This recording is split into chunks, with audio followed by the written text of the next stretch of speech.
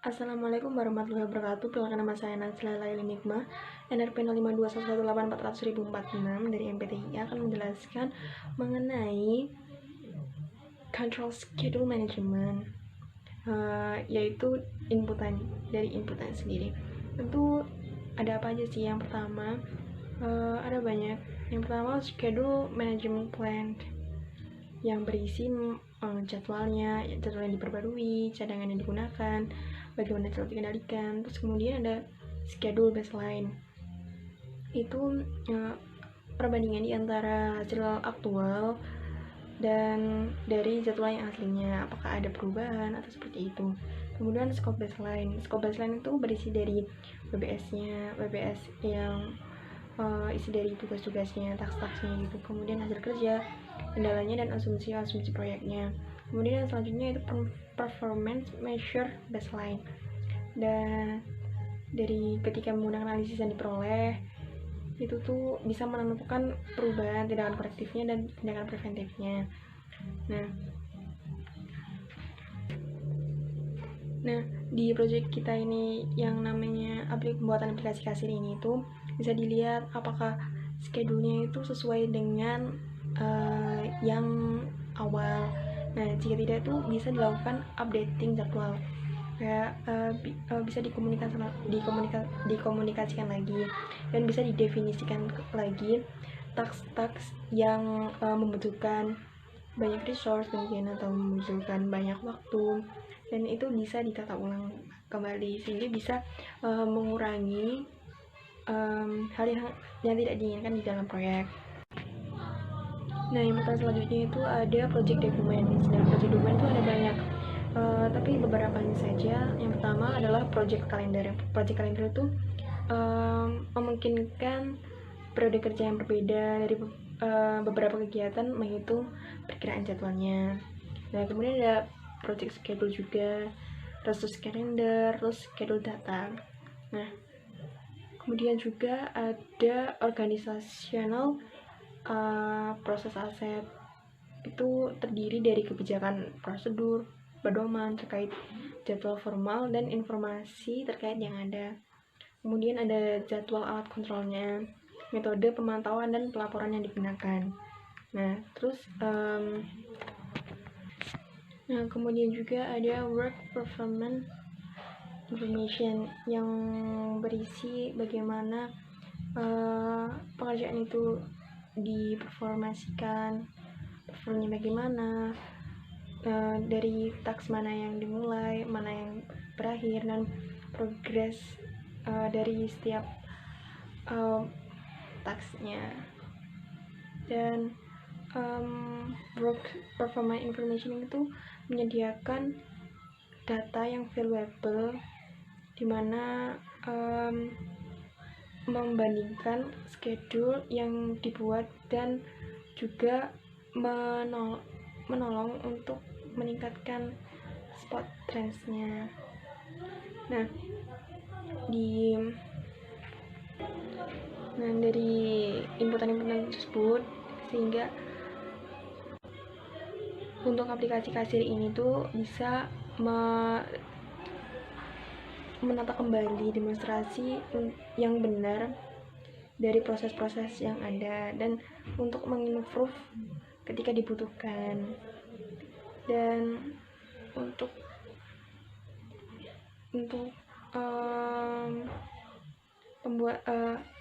proyek pembuatan aplikasi ini itu juga bisa memprioritaskan kembali mana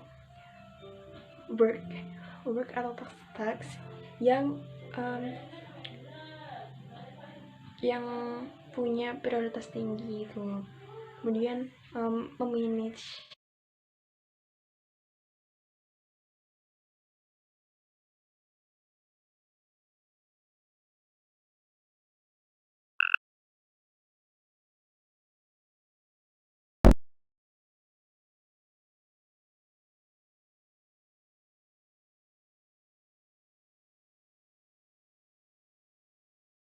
Assalamualaikum warahmatullahi wabarakatuh. Perkenalkan, nama saya Nadia Widiawati Putri, NRP 107 dari kelas MPTIB.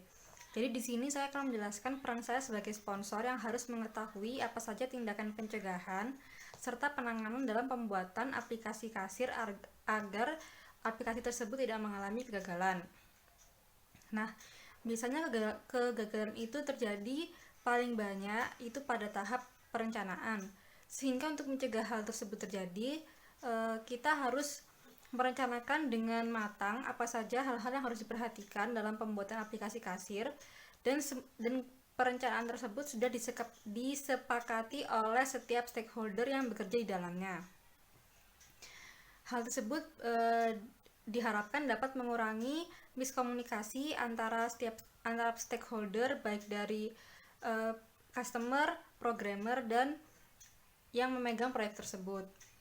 Kemudian kita juga harus menentukan di tahap perencanaan tersebut, kita juga harus menentukan batasan-batasan apa saja yang perlu ada dalam aplikasi tersebut. Misalkan karyawan hanya diperbolehkan untuk melakukan transaksi penjualan tanpa mengatur keuangan di dalam perusahaan tersebut.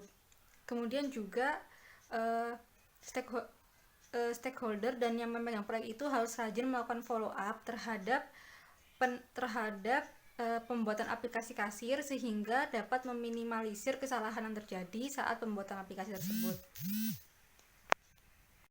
Sesuai dari buku PMBOK 6 yang tertera di dalamnya itu, project manager harus pintar-pintar mengatur control schedule dari aplikasi yang sedang dijalankan. Nah, project manager juga harus memperhitungkan ke depannya aplikasi tersebut akan dijalankan seperti apa sehingga mempunyai gambaran yang jelas agar kegagalan yang terjadi bisa diminimalisir. Ya, Assalamualaikum warahmatullahi wabarakatuh. Nama saya Renaldi Derajat, NRP 05218405x88.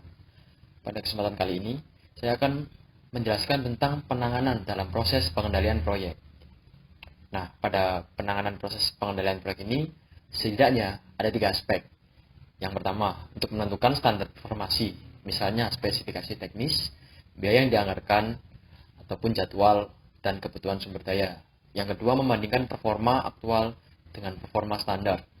Lalu yang ketiga, melakukan tindakan koreksi terhadap penyebab terjadinya perbedaan performansi aktual terhadap performansi standar.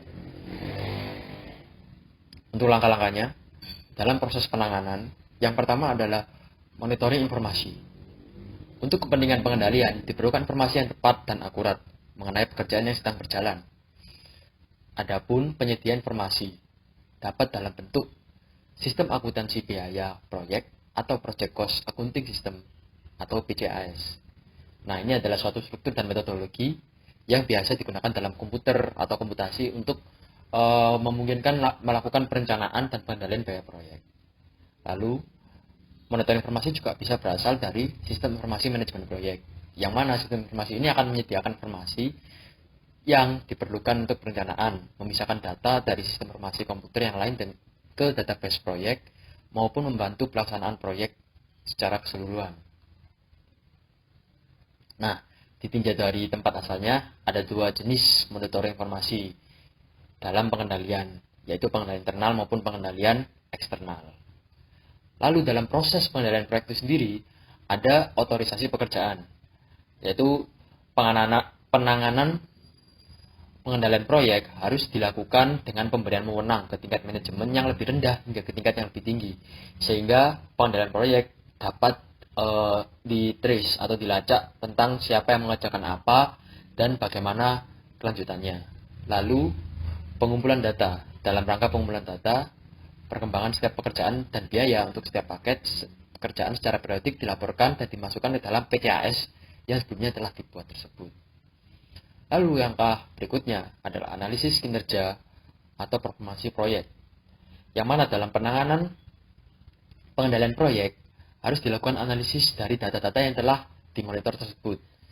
Adapun jenis analisis biaya dan jadwal seperti BCWS atau Budget Cost Work Schedule, atau ada pula AJWP yaitu Actual Cost of Work Performed, dan lain sebagainya. Nah, dari proses pengendalian proyek itu tadi, yang terakhir adalah perkiraan biaya penyelesaian proyek.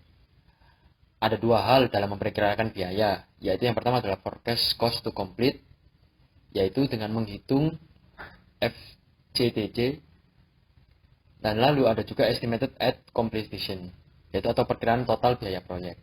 Yang nantinya perkiraan biaya ini akan dipengaruhi oleh beberapa faktor, yaitu dengan hanya menekankan pada satu faktor dan melupakan faktor yang lain, atau prosedur pengendalian tidak diterima oleh staf karena kurang memahami arti penting pengendalian, maka akan menimbulkan suatu budget tersendiri dalam pengendalian proyek itu tadi. Lalu, ada juga terjadinya pelaporan informasi yang tidak akurat.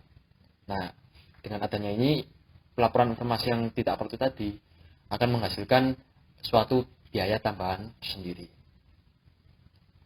Oleh karena itu, sebagai manajemen proyek, diperlukan teknik-teknik khusus seperti yang telah disebutkan dalam analisis kinerja itu tadi, bahwa untuk melakukan penanganan pengendalian proyek harus dilakukan dengan planning yang cukup matang sehingga nanti proyek dapat berjalan dengan lancar.